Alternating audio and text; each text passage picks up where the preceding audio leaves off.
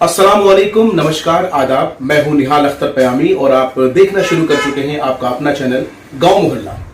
देश के गृह मंत्री अमित शाह ने एक बार फिर नागरिकता संशोधन कानून को लेकर राग अलापना शुरू कर दिया है। उन्होंने अपने पहले वर्चुअल रैली में कल जिस तरह से कहा कि नागरिकता संशोधन कानून के जरिए हमने कहीं ना कहीं करोड़ों लोगों को बसाने का काम किया है, बेघर लोगों को घर देने का काम किया है। जाहिर है, जब हम नागरिकता कानून की बात करते हैं तो हमें बिहार के उस शख्स से मिलना जरूरी हो जाता है जिन्होंने सीएए, एनआरसी, एनपीआर के खिलाफ सुप्रीम कोर्ट में याचिका दायर किया। जी हाँ, हमारे साथ इस वक्त मौजूद हैं अलहाज इजहार एसपी साहब। एसपी साहब, बहुत बहुत शुक्रगुजार हैं आपके हम कि आपने अपना कीमती वक्त दिया। सर, पिछले दिनों जिस तरह से आपने सीएए, एनआरसी, एनपीआर के खिलाफ सुप्रीम कोर्ट में याचिका दायर की है और कल के वर्चुअल रैली में अमित शाह ने जिस तरह से कहा है कि हमने एक बहुत बड़ा काम किया है और कहीं ना कहीं इस बात की ओर इशारा है कि हो सकता है कि जैसे ही ये लॉकडाउन कोरोना खत्म होता है तो सीए, एनआरसी, एनपीआर पर चर्चा हो सकती है या इसको कानून नाफिज किया जा सकता है। क्या कहते हैं कल के रैली को लेकर? ये तो तय है कि वो अपना माइंड मेकअप कर लिया है। अब अदालत के भरोसे में हम लोग हैं और बीच में जो ये कानून पास करने के बाद जो इसके अगेंस्ट में लोगों ने जगह जगह धरना प्रदर्शन किया, उस पर भी अभद्र शब्द में टिप्पणी की है हमारे बिहार के हिंदुस्तान के जो गृह मंत्री है। वो कितना बड़ा गंदा बात बोले। आप हिंदुस्तान के गृह मंत्री हैं, क्या बोले? और आप कह रहे हैं साहब कि हम यहाँ से स्विच दबाएंगे ऐसा कि शाहीन बाग तक करंट जाए।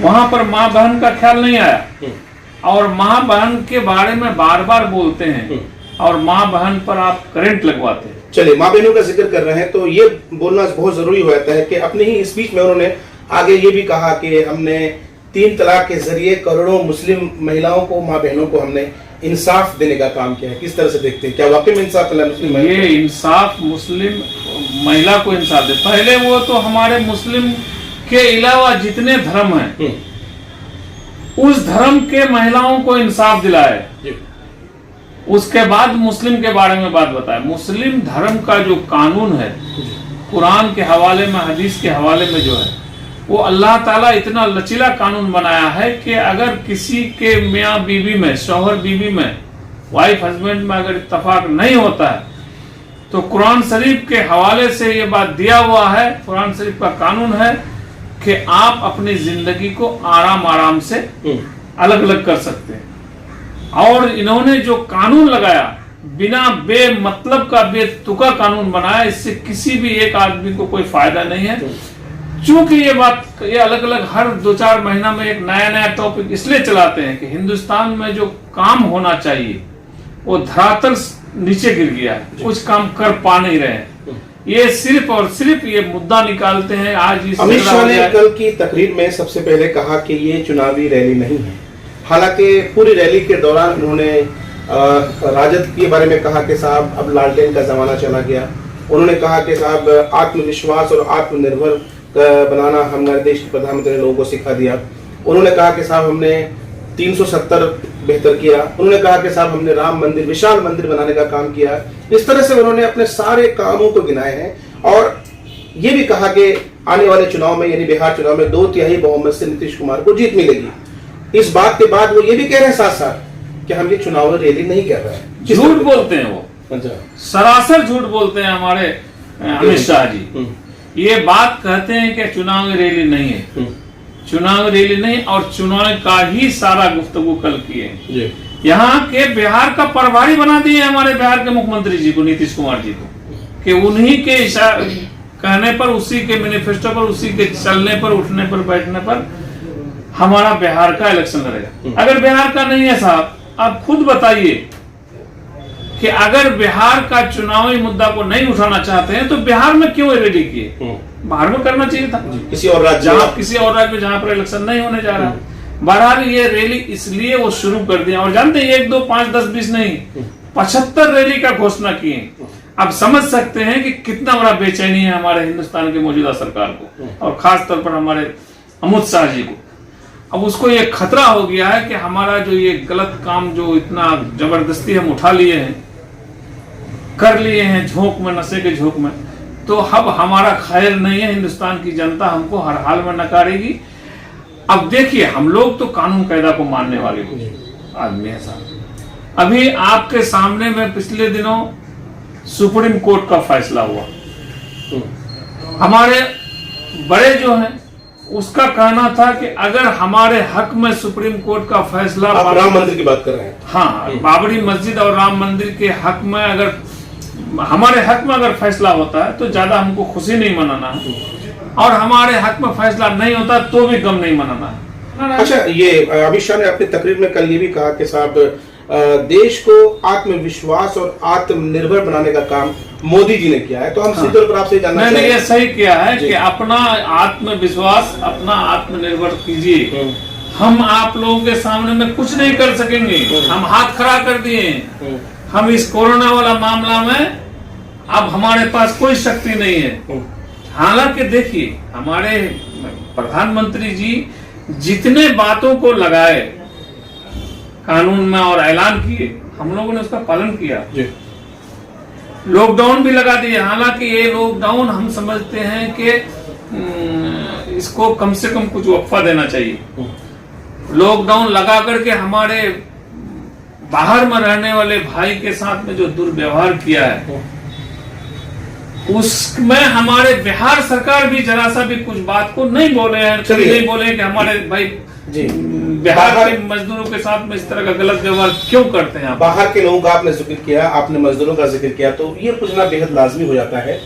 अमित शाह ने जो बात कही है कि बिहार की जनता 2/3 बहुमत से नीतीश कुमार को फिर से गद्दी पे बिठाएगी, सीधे तौर पर आपसे जानना चाहेंगे कि बिहार के मजदूर जो अलग अलग राज्यों में फंसे हुए थे, क्या सकुशल उनको उनके घर तक सरकार पहुंचा दी है जो ये दावे कर रही है? अरे भाई, सरकार पहुंचा दी है। सरकार तो आग के ढेरी में लाकर खड़ा कर दिया यहाँ के लोगों को। दिल्ली, मेरठ, पंजाब, हरियाणा, लुधियाना, जहां जहां से भी लोग आए, 24 घंटा का रास्ता को 3 दिन 4 दिन लगाया। और रास्ते में हमारे भाइयों के साथ में जो बेहुरमती हुई है, भूखे प्यासे बिना गाड़ी के पैदल, यहाँ तक कि आप लोग भी देखे भी होंगे कि पैदल और साइकिल से भी 800, 1000, 1200, 1400 किलोमीटर से लोग आने का शुरू किए बेबस होकर के। और गोद में महिलाओं को लेकर के, गोद में 6 महीना, 5 महीना, 8 महीना का बच्चे मर भी गए रास्ते में, और इसके चलते कई बच्चे जान भी अपना गंवा दिए। और उसके बावजूद अगर कोई आदमी कहे कि हम जो काम करते हैं ठीक करते हैं, बेशक बढ़िया ठीक करते हैं। अच्छा, वो तो वक्त बता देगा आपको। आखिरी सवाल आपसे, फिर हम लौट कर वहीं आते हैं नागरिकता संशोधन कानून पर। जिस तरह से अमित शाह जी ने कल CAB सिटीजनशिप अमेंडमेंट बिल को लेकर के जो बात कही और जितनी मजबूती के साथ उन्होंने अपनी बात को रखी है, तो कयास ये लगाया जा रहा है कि आने वाले दिनों में ये लॉकडाउन और कोरोना की वजह से जो CNRC NPR प्रोटेस्ट रुक गए थे, हो सकता है कि देश एक बार फिर से खड़ी हो जाएगी इन चीजों के खिलाफ। क्या लगता है? अब ये देखिए, इस बात के बारे में तो हम अभी आपको कुछ नहीं बता सकते हैं। देखिए क्या करते हैं। इस बात का हम लोग शुरू से गला फाड़ फाड़ करके हर जगह बोलते थे NRC के खिलाफ में, धरना प्रदर्शन में, कि इस चीज को वापस लीजिए। तो हमारे बिहार सरकार और बिहार सरकार के MP MLA क्या कह रहे थे कि मुख्यमंत्री नीतीश कुमार जी ये बात कह दिए कि बिहार में CAA और जो NRC लागू नहीं होगा, NPR भी नहीं होगा, लेकिन उसका तैयारी चल रहा है। अब इन लोगों को सिर्फ मुद्दा भटकाने का है, विकास के नाम पर लूट हो रहा है। अभी जानते हैं कि जो कोरोना की वजह से जो ये सेंटर सब बना है, उसका ये हाल है जनाब कि आप क्वारंटीन सेंटर में जब जाएंगे तो आपके आंख में आंसू आ जाएगा। लोगों के साथ में इतना बेहुरमती हो रही है। ट्यूबवेल के पास इतना 1-1 फीट 6 इंच पानी लगा हुआ, उससे बदबू हट रहा है, उसमें कोई ब्लीचिंग वगैरह भी नहीं डाल रहा है, रूम में तो कभी सैनिटाइज किया ही नहीं है, जमीन पर सुलाया जा रहा है एक चद्दर पर सिर्फ। मैं तो उन जिम्मेदार को कहना चाहता हूं कि ऐ जिम्मेदारों, तुम अपने औकात को भूल मत जाओ। यही मासूम, यही गरीब और यही मजदूर लोग बाहर में रह करके तुम्हारे इलाके का नाम और जो है खुशी को लेकर के आया है। आज देखिए साहब, आज बिहार की जनता नीतीश कुमार को सिर्फ 15 साल दिया। इस 15 साल में नीतीश कुमार अगर हर इलाके में 1 या 2 कल कारखाना भी अगर खोल देता तो हमारे ये सारे जितने हमारे मजदूर भाई हैं वो बिहार में ही मजदूरी करते, ना कि जाते बिहार छोड़ करके दूसरा। चलिए, बहुत बहुत शुक्रिया। ये हैं अलहाज इजहार एसपी साहब, बड़ी बेबाकी से अपनी बात रख रहे थे। दरअसल देश के तारीख में पहली बार कल वर्चुअल रैली हुई है और रैली गृह मंत्री अमित शाह ने की है। अमित शाह ने हालांकि 2 बार या 3 दफा बोला कि ये चुनावी रैली नहीं है। हमारे जो विपक्ष के लोग हैं वो बार बार हम पर इल्जाम आयद कर रहे हैं, जबकि सच्चाई ये है कि अमित शाह ने अपनी पूरी रैली के दौरान चुनावी मुद्दों पर ही बात की। उन्होंने अपने सरकार का बखान किया, अपने कामकाज का खूब बखान किया, और जो विपक्ष हैं, चाहे वो राजद हो चाहे कांग्रेस हो, उन पर जबरदस्त तरीके से प्रहार किया। हमने अभी बात की अलहाज इजहार एसपी साहब से, जो मजलिस इत्तेहादुल मुस्लिमीन के किशनगंज के कद्दावर नेता हैं और ये जमीयत उलमा कोचादमन के अध्यक्ष हैं। इनसे बात करने की वजह यह है कि ये बिहार के पहले ऐसे शख्स हैं जिन्होंने सीएए, एनआरसी और एनपीआर के खिलाफ सुप्रीम कोर्ट में याचिका दायर की है। आपने इन्हें सुना, आपको वीडियो कैसा लगा? आप अपनी राय जरूर दीजिएगा और कमेंट में आप हमें ये जरूर बताइएगा कि नागरिकता संशोधन कानून पर हमें आपको और क्या जानकारी उपलब्ध कराने की जरूरत है।